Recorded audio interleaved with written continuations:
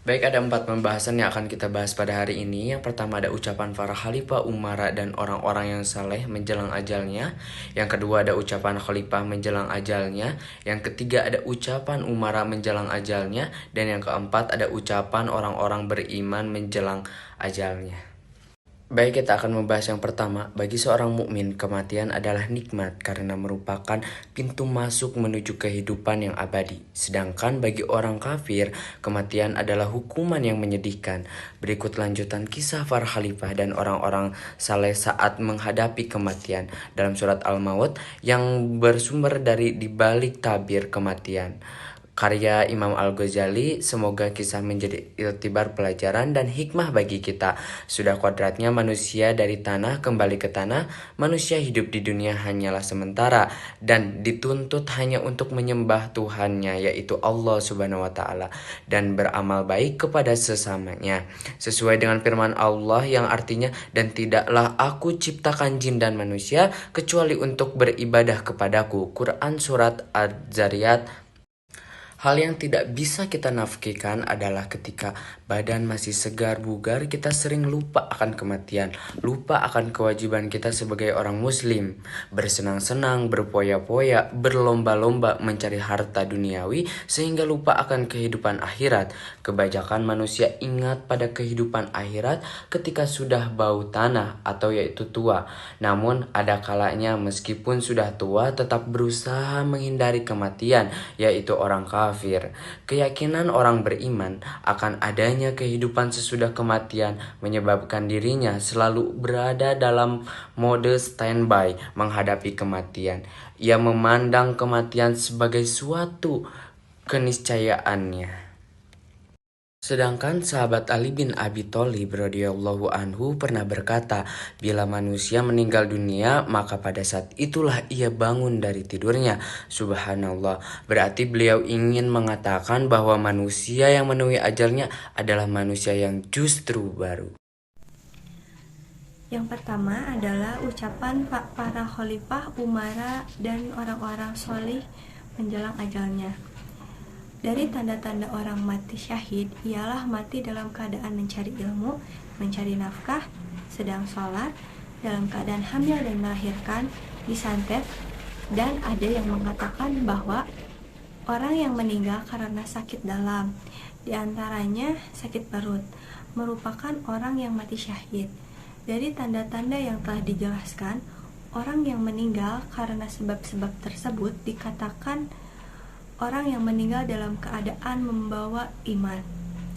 Ketika Rasulullah SAW menghadapi sakaratul maut, beliau mengambil secari kain dan menaruhnya di wajah beliau karena parahnya kondisi yang beliau hadapi. Lalu berdoa, La ilaha illallah. Sungguh kematian itu sangat sedih. Ya Allah, bantulah aku menghadapi sakaratul maut.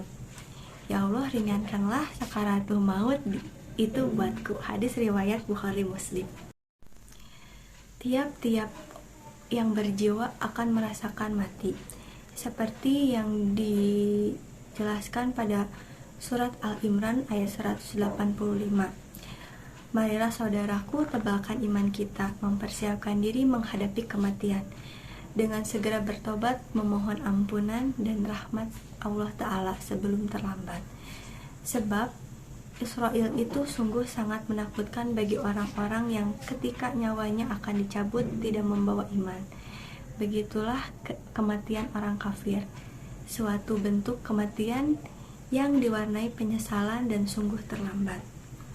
Demikianlah keadaan orang-orang kafir itu, hingga apabila dengan kematian kepada seseorang dari mereka, dia berkata, Ya Tuhanku, kembalikanlah aku ke dunia agar aku berbuat amal yang salih terhadap yang telah aku tinggalkan. Sekali-kali tidak, sesungguhnya itu adalah perkataan yang diucapkan saja, dan di hadapan mereka ada di barzah sampai hari mereka dibangkitkan. Quran Surat Al-Mu'minun ayat 99-100. Yang kedua adalah ucapan khalifah menjelang ajalnya. Sebuah riwayat menyebutkan pada saat kondisi Khalifah Umar bin Abdul Aziz sudah dalam kondisi kritis, dipanggillah seorang tabib. Setelah memeriksa sang khalifah, ia berkata, "Aku yakin orang ini telah diracuni, tetapi aku tidak bisa menyelamatkannya dari kematian." Tiba-tiba sang khalifah mengangkat wajahnya dan berkata, "Bukankah kamu juga tidak sanggup melindungi orang yang tidak terkena racun sekalipun dari kematian?" Tabib bertanya, "Apakah engkau merasakannya, wahai Amirul Mukminin?" Khalifah menjawab, "Ya, aku mengetahuinya segera setelah racun itu masuk ke dalam perutku." "Kalau begitu, engkau harus diobati, wahai Amirul Mukminin, karena aku khawatir nyawa engkau tak tertolong lagi." Sang tabib. Khalifah menjawab, "Tuhanku itu sangat baik. Demi Allah, seandainya aku tahu bahwa obat penyembuhku ada pada daun telingaku, aku tidak akan mengangkat tanganku untuk mengambilnya. Ya Allah, izinkan Umar untuk lebih memilih bertemu denganmu." Beberapa hari kemudian, Khalifah Umar bin Abdul Aziz pun meninggal dunia. Diriwayatkan bahwa menjelang kematiannya, Khalifah Umar bin Abdul Aziz menangis. Seseorang bertanya, "Kenapa engkau menangisi, wahai Amirul Mukminin?" "Bergembiralah karena engkau telah banyak berjasa menghidupkan kembali sunnah-sunnah Nabi dan menegakkan keadilan." Khalifah menangis lagi seraya berkata, "Bukanlah nanti aku akan dihadapkan kepada Allah dan dimintai pertanggungjawaban atas kekuasaan yang aku pegang terhadap hamba-hambanya?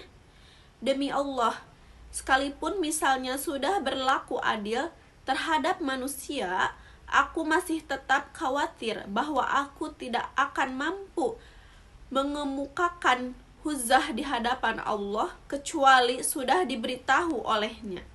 Lalu bagaimana jika aku telah melakukan banyak kesalahan?" Air mata berlinang dan tidak lama kemudian ia pun meninggal dunia. Nah, di nomor 3 ini ada ucapan Umara saat menjelang ajalnya. Diriwayatkan bahwa Abu al-Abbas bin Atha menjenguk Al-Zunaid yang tengah dalam kondisi kritis. Ia mengucapkan salam tetapi Al-Zunaid tidak menjawabnya.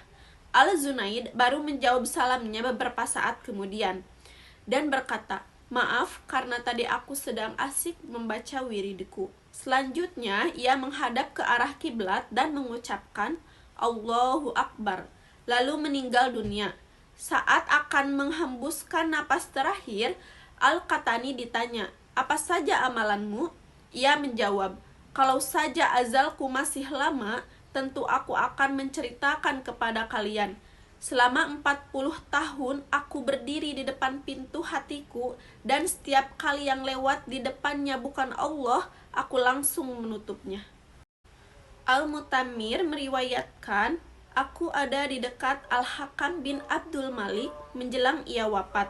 Aku berdoa, 'Ya Allah, berilah ia keringanan dalam menghadapi sakaratul maut, karena ia orang yang sangat dermawan.' Tiba-tiba ia siuman, lalu bertanya, 'Siapa yang berbicara tadi?' Aku menjawab, 'Aku.' Ia berkata, 'Sungguh, tadi malaikat maut alaihissalam berkata kepadaku, aku bersama orang yang dermawan semasa hidupnya.' Kemudian ia meninggal. Ketika maut hendak menjemput Yusuf Abbas, Huzaifah ada di sisinya. Huzaifah mendapati sedang gelisah. Lalu ia berkata, 'Wahai Abu Muhammad, inikah saatnya gelisah dan takut?' Ia menjawab, 'Wahai Abu Abdullah, bagaimana mungkin aku tidak merasa gelisah? Aku tidak tahu apakah aku benar-benar beriman kepada Allah dalam setiap amal perbuatanku.'" Baik, selanjutnya di sini ada ucapan orang-orang beriman menjelang ajalnya. Al-Kisah, ada seorang sahabat Nabi bernama Sya'ban radhiyallahu anhu. Ia adalah seorang sahabat yang tidak menonjol dibandingkan sahabat Rasulullah SAW lainnya. Ada suatu kebiasaan unik darinya, yaitu setiap masuk masjid sebelum sholat berjamaah, ia selalu beriktikaf di pojok depan masjid. Dia mengambil posisi di pojok bukan karena supaya mudah bersandar atau tidur, namun karena tidak mau mengganggu orang lain dan tidak mau terganggu oleh orang lain dalam beribadah. Kebiasaan ini sudah dipahami oleh sahabat, bahkan oleh Rasulullah SAW, bahwa Sya'ban radhiyallahu anhu selalu berada di posisi tersebut termasuk saat sholat berjamaah. Suatu pagi, saat sholat subuh berjamaah akan dimulai, Rasulullah SAW mendapati bahwa Sya'ban radhiyallahu anhu tidak berada di posisinya seperti biasa. Nabi pun bertanya kepada jamaah yang hadir, apakah ada yang melihat Sya'ban radhiyallahu anhu? Namun tidak seorang pun jamaah yang melihat Sya'ban radhiyallahu anhu. Sholat subuh pun ditunda sejenak untuk menunggu kehadiran Sya'ban radhiyallahu anhu. Namun yang ditunggu belum juga datang. Khawatir sholat subuh kesiangan, Nabi memutuskan untuk segera melaksanakan sholat subuh berjamaah. Selesai sholat subuh, Nabi bertanya, apa ada yang mengetahui kabar dari Sya'ban radhiyallahu anhu? Namun tak ada seorang pun yang menjawab. Nabi bertanya lagi, apa ada yang mengetahui di mana rumah Sya'ban radhiyallahu anhu? Kali ini seorang sahabat mengangkat tangan dan mengatakan bahwa dia mengetahui persis di mana rumah Sya'ban radhiyallahu anhu. Nabi yang khawatir terjadi sesuatu dengan Sya'ban meminta diantarkan ke rumahnya. Perjalanan dengan jalan kaki cukup lama ditempuh oleh Nabi dan rombongan sebelum sampai ke rumah yang dimaksud. Rombongan Nabi sampai ke sana saat waktu afdol untuk salat duha, kira-kira 3 jam di perjalanan. Sampai di depan rumah tersebut, Nabi SAW mengucapkan salam dan keluarlah seorang wanita sambil membalas salam tersebut. Benarkah ini rumah Sya'ban? Nabi bertanya. Benar ya Rasulullah, saya istrinya. Jawab wanita tersebut. Bolehkah kami menemui Sya'ban yang tidak hadir tadi saat salat subuh di masjid? Dengan berlinang air mata, istri Sya'ban radhiyallahu anhu menjawab, beliau telah meninggal tadi pagi. Rasulullah dan para sahabatnya mengucapkan, Inna lillahi wa inna ilaihi raji'un. Masya Allah, satu-satunya penyebab dia tidak sholat subuh berjamaah adalah karena ajal sudah menjemputnya. Beberapa saat kemudian istri Sya'ban bertanya kepada Rasulullah SAW, ya Rasulullah, ada sesuatu yang jadi tanda tanya bagi kami semua, yaitu menjelang kematiannya dia berteriak 3 kali dengan masing-masing teriakan disertai 1 kalimat. Apa saja kalimat yang diucapkannya? Tanya Rasul. Aduh, kenapa tidak lebih jauh? Aduh, kenapa tidak yang baru? Aduh, kenapa tidak semua? Itu perkataan yang diucapkan oleh Sya'ban radhiyallahu anhu. Dan itulah ucapan-ucapan orang yang beriman menjelang ajalnya seperti Sya'ban radhiyallahu anhu, orang yang selalu mengikuti ajaran-ajaran dan selalu salat berjamaah pada masjid menjelang ajalnya.